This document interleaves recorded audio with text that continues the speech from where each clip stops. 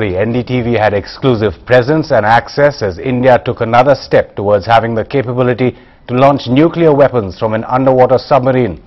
This is another step towards completing the much-needed nuclear triad that's being able to launch from land, sea and from an underwater submarine, which will be a potent deterrent when operationalized.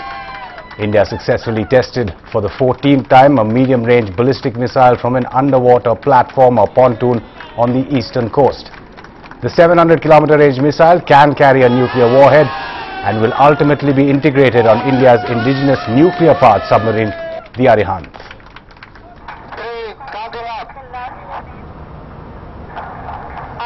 Missile is visible and out.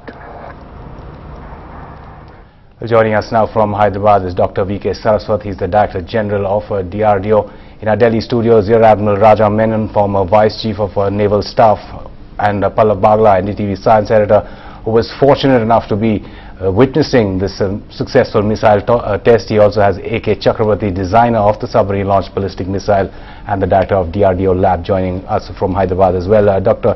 Saraswat, congratulations. First of all, in a layman's language, what is the significance of this successful test?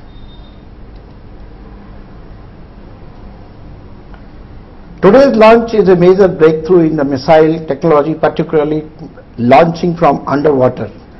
This completes one of our major objectives of completing the strategic requirements. Once we are able to launch from underwater, means we have achieved the required objectives and given the significant aspect of strategic deterrence, that is the triad. This technology is very, very critical because in this case the missile has to within the water from different depths, and then it has to journey in the atmosphere and outside the atmosphere. So design becomes complicated, and India today has realized this by launching this particular missile. Design is very difficult. Pallav, describe to us the excitement that you witnessed firsthand. Oh, it was amazing to be in the middle of Bay of Bengal to watch this launch. NDTV and Alphonse Raj, our camera person, and I were the only people witnessing outside the DRDO and Navy this particular launch. At 1:40 p.m. exactly, the missile pierced through the water and came out. Remember, it's a missile which is heavy. It has to come out of the water. There is some booster which has to be ignited below the water. It pushes it out of the water and then it flies into the sky. To see fire and water mix was an amazing feeling, Amitabh. In so many years of reporting, I have never felt so excited as I felt today watching this particular missile emerge from the water and then go follow the trajectory exactly. I cannot show that particular graph, but believe me, it followed exactly the pattern it was expected to and then went and struck where it was supposed to with great precision. Right, this is particularly important for India because it gives us the second strike capability. Now India can hide its nuclear weapons underwater, keep it in INS Arihant, and then launch it at will whenever required. From wherever and India it becomes the 5th country to have this. Right.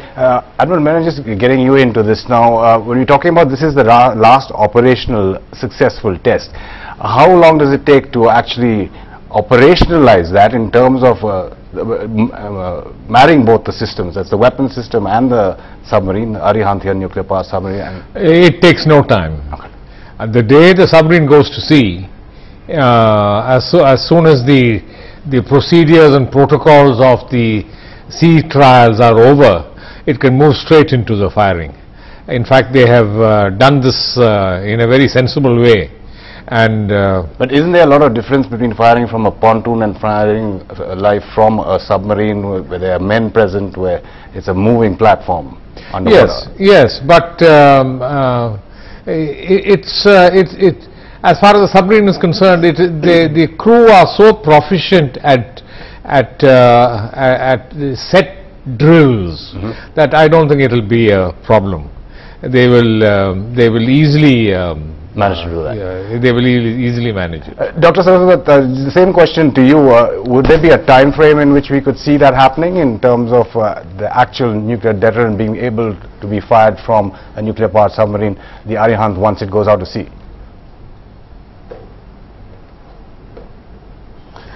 There are many steps to be taken before it is integrated with any platform, and those are steps with respect to integrating the weapon system with the assets inside a platform, electrically, mechanically and software wise.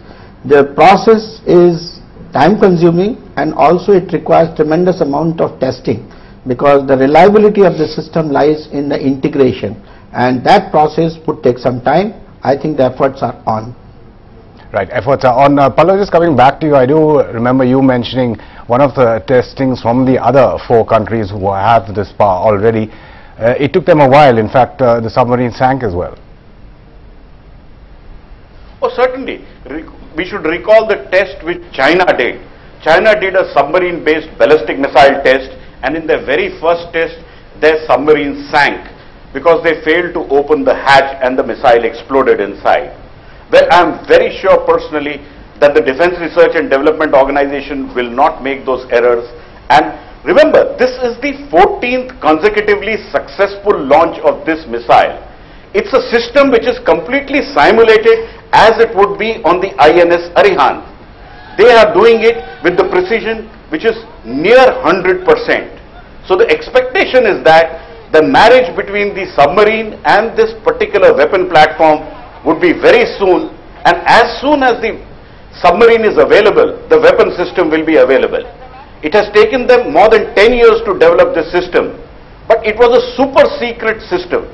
They never exposed or took any media or gave any publicity to this till today, for the first time, when I was literally blindfolded and taken onto the ship where this particular test was to take place.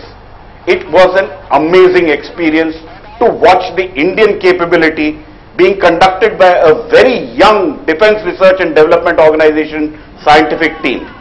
And again, Admiral, just coming to you, if you could explain to our viewers why exactly this triad is so important in terms of second strike capability in comparison to land or air launch. You know, eventually, if you become a nuclear power, what we must try and achieve is nuclear stability. And you can achieve stability at any level. You can achieve stability like the West and the Soviet Union did with 35,000 weapons. I mean, that's no great achievement. But how elegantly can you achieve nuclear stability? And can you achieve nuclear stability with what has been written down in the doctrine, which is minimum credible deterrence? And for that you need the third leg of the triad. And that is what has now become available. So it essentially allows you to have nuclear capable missiles in a nuclear powered submarine, yes, which can travel vast distances and not be detected. That's right. In the sense that there is no way that it can be forestalled from retaliating. Therefore there is an assured second strike, and therefore you need not have large arsenals, and therefore you can have you don't try and achieve what is called escalation dominance. Sure. And India also has a no first strike policy, so it falls into that's that. Right. Just coming back to your Pallav, I do believe you have A.K. Chakrabarti, the director of the submarine launched ballistic missile. Tell us a little bit more about the complexity of it after it came out from underwater, in terms of, I do believe it went up to a certain level, came down, and that was some kind of an evading tactic? Well, I don't have Mr. Chakrabarti with me online just now, but I can tell you what I saw was in the trajectory, which is a special ballistic trajectory. The missile goes up, then it comes down, then it goes up again, and these are all evasive tactics which are developed so that your nuclear weapon cannot be diffused using an anti-ballistic missile. Remember, India has the capability for anti-ballistic missiles. Some of its enemies also have them. So these are very specialized trajectories. These are very specialized systems which have been developed over 15 years by the Defense Research and Development Organization. And for the love of money, you cannot get this technology from anybody. So these strategic systems have to be developed by Indians, and they have done it. So now we have capability to launch missiles from land, from air, from sea, And this gives us the very strong second strike capability, a deterrence which was required and now delivered and now showcased to the world through NDTV and by our presence, a real force multiplier for the country.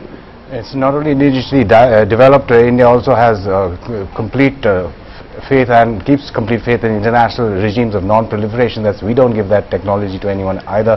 Dr. Saraswat, again, just coming to you, for a layman, someone would probably ask, when you're merging, when you're meshing, when you're marrying so many different systems, whether it's ballistic missile technology, delivery systems, nuclear technology, all underwater, in a submarine, which is also nuclear powered, the issue of safety in terms of a layman, Dr. Saraswat.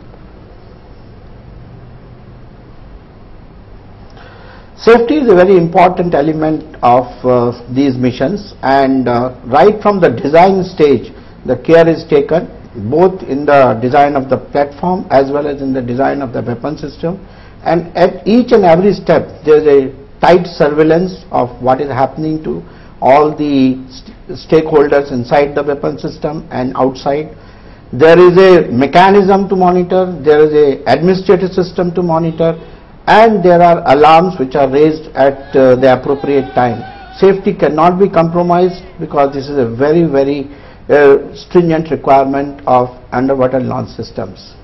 Admiral Raja, just Menon, just giving you the last word here in terms of the Navy getting this force multiplier, how really important it is, not only in the strategic context of all our armed forces, but the regional context, the larger regional context, and maybe even if you need it further.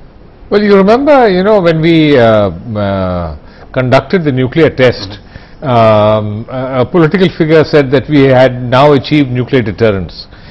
Today, I think we are much closer to genuine nuclear deterrence, and a truly second strike weapon that gives us minimum credible deterrence, and it also solves the problem of the fact that many people were unsure as to where we were going with our nuclear arsenal.